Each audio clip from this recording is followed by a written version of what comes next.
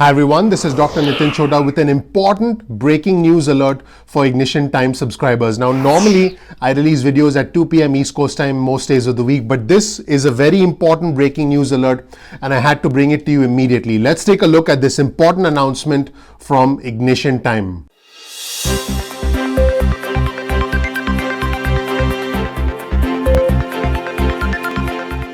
Today, both the Democrats and the Republicans conducted press conferences. We're going to analyze these press conferences side by side. Let's take a look at Senate Majority Leader Mitch McConnell and Senator Cornyn talking about frivolous litigation and trying to avoid what they called a pandemic of lawsuits in the wake of this public health emergency. I want to underscore again today that no bill will be put on the Senate floor that does not have liability protection. And I want to make sure everybody understands here, we're not talking about for businesses. Please do not write that, because that is not the entire story. In the lead on this issue is our colleague, Senator Cornyn, and I'm going to ask him to come forward now and explain exactly what the liability protection measure is about. Well, it strikes me as a cruel joke to send essential workers in to treat patients in our hospitals, and then to tell them that after the pandemic's over, after you've done your job, we're going to subject you to opportunistic litigation. So we provided, at the leader's instruction, a liability provision that protects nonprofits, protects churches, synagogues, mosques, schools, retail establishments from opportunistic litigation. What do I mean by that? Well, anybody who's spent any time in courtrooms knows that frequently lawsuits will be filed not with the intent of actually winning the case on the merits, but extorting a nuisance settlement out of the defendant.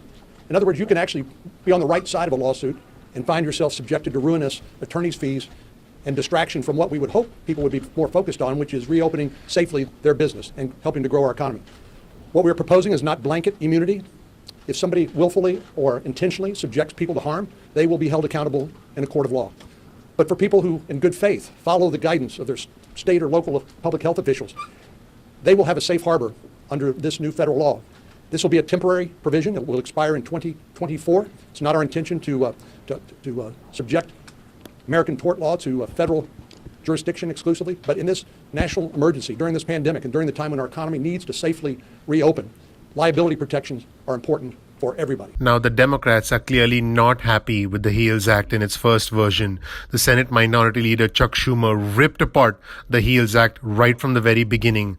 Let's watch this. They can't even get 51 votes for anything that's comprehensive, that deals with the very real problems the American people face, paying the rent, putting food on the table.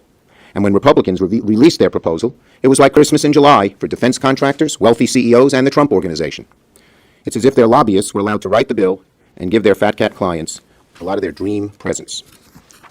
Just look what's in and what's left out of their plan. In: tax deductions for 3 martini lunches, $20 billion slush fund for large agribusiness, corporate immunity, billions for defense contractors, and $2 billion for an FBI headquarters that helps the Trump Hotel.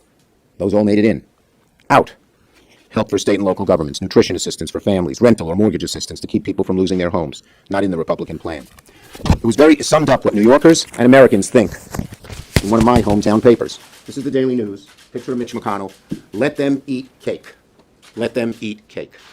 The next video clip gives us direct insight into the Senate Majority Leader Mitch McConnell's thought processes about the extent of the internal understanding, the internal agreement in the Republican Party. He also mentions that the HEALS Act is a starting point for negotiations with Democrats, and he also gives us his point of view on unemployment benefits. Let's watch. How are you going to get your Republican colleagues to support this before you even negotiate or getting with Democrats? Well, look, I think it's a statement of the obvious that I have members who are all over the lot on this. There are some members who think we've already done enough. Other members who think we need to do more. This is a complicated problem. We've done the best we can to develop a consensus among the broadest number of Republican senators, and that's just the starting place. That's just where we began in dealing with the other side and with the administration. Yeah, so the HEALS Act would cut unemployment benefits from $600 to $200 a week. Does that $400 reduction for 2 months give you any pause when unemployment is high and the number of available jobs outnumber unemployed people and numbers of available jobs by 4 to 1? Well, I can tell you what the goal is. The goal is to eliminate the prospect that one could make more not working than working. That's the goal of the proposal that we put forward. I think I can speak for almost every Republican in saying that we think it is not appropriate to reward someone, in effect, for staying at home. Having said that, unemployment insurance is extremely important in a time of high unemployment. We're going to back the states up and try to make sure that we can get through this period of high unemployment without people losing their unemployment benefits. So we're trying to hit that sweet spot to continue unemployment insurance at an adequate level, but not in effect pay people to stay at home. That's the sweet spot that we're trying to hit. In this next video clip, Senate Minority Leader Chuck Schumer talked about the plight of individuals who've lost their jobs, who are at the risk of being evicted from their homes, and in an encouraging sign, he indicated that he and Nancy Pelosi would be meeting with the U.S. Treasury Secretary and the White House Chief of Staff Mark Meadows, both of whom are the lead negotiators on behalf of the White House. People can't feed their kids, people are losing their homes, they get kicked out from their apartments, small business going under, and the Republican response, let them eat cake. I have a suggestion to Mitch McConnell. Instead of blaming Democrats and calling our plan a socialist manifesto, how about Senate Republicans and Leader McConnell get their act together, roll up their sleeves, and actually get to real work and help us solve these problems? We want to get something done. We see the urgency of this crisis, of so many small business people who struggled for years losing their businesses, of hardworking people being thrown off the job through no fault of their own, of people who can't feed their kids, people who might get evicted from their homes, and so much more. We want to get something done. Americans cannot afford any more of this hard-right Republican ideology. We're going to keep negotiating. Meeting today with Speaker Pelosi, Secretary Mnuchin, and Mr. Meadows. McConnell doesn't want to be at these meetings, I guess, because his caucus is so divided, but we're going to meet and continue to work. Senator Stabenow. In this part of the press conference, Senate Majority Leader Mitch McConnell was specifically asked about liability protection for businesses and whether it had the potential of backfiring on people who went back to work. This is what he had to say. What do you say to workers across the country who worry that your liability protections basically give their employers license to avoid taking the kinds of precautions that would keep them safe?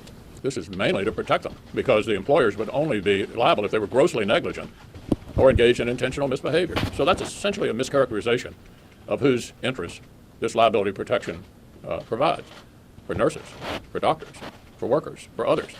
With this brand new disease, as Senator Cornyn pointed out, almost anybody could become liable for almost anything. And there are enterprising trial lawyers all over the country waiting to take advantage of it. 3,500 lawsuits already passed, growing by the day. And so I think this is totally fair to everyone who is trying to deal with this unknown illness. John, do you want to add?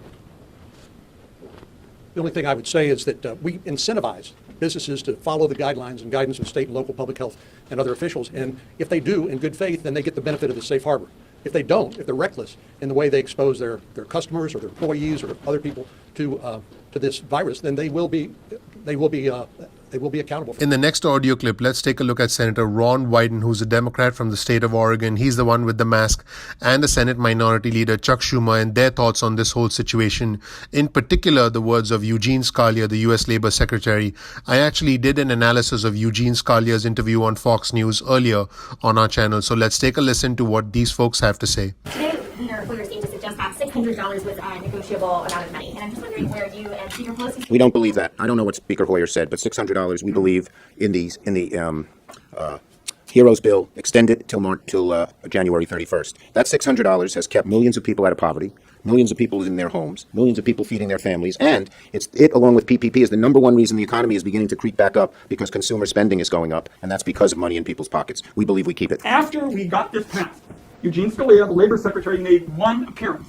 He went over to Fox Business and said the big challenge with this unemployment insurance bill, not some of the outdated technology, was that workers were too dependent on government. So what Senator Brown is talking about, this is a time-honored Republican principle, blame the worker. Yes. But you do have a follow-up? What I'm asking really is this, if Senator McConnell has a large block of his own caucus saying that $1 trillion is too much, does that potentially pose a challenge for you when it gets down to negotiation? Well, look, the past three bills, the Republicans have said they want to do much less than needed. We held firm, and they moved in our direction because the times demand it, the people demand it. And so if we stay strong, I have a good hope, a realistic chance that a decent chance that Republicans will move in our direction and we'll get much of what we want. Because the choice of doing nothing is just appalling. And while they talk about it, I don't know if they can actually look it in the face. So that, my dear subscribers, was the breaking news alert.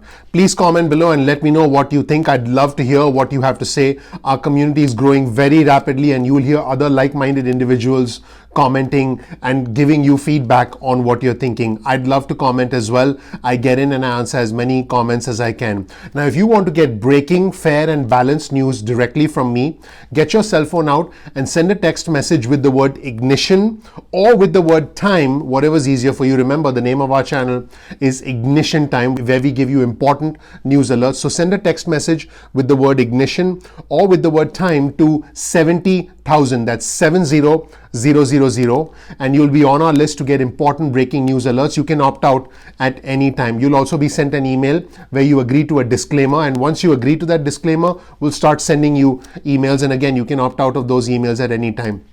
Thank you so much for watching. If you did learn something new, please click the like button below. Please share this video with friends and family, and also please consider subscribing so you get instant alerts from me going forward. Remember to click the notifications button so that you get instantly notified about future alerts. If you don't know anything about me, my name is Dr. Chhoda. I have a rags to riches story. I believe I live the American dream. I believe I'm a symbol of American exceptionalism, and I believe the American dream is alive.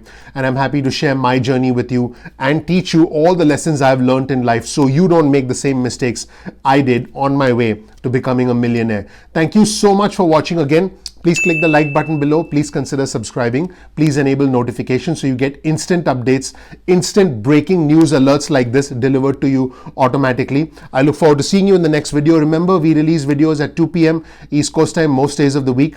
The exception is breaking news. The exception is unannounced, important, balanced news alerts like this that affect your finances and your future. Thank you so much for watching. I'll see you in the next video.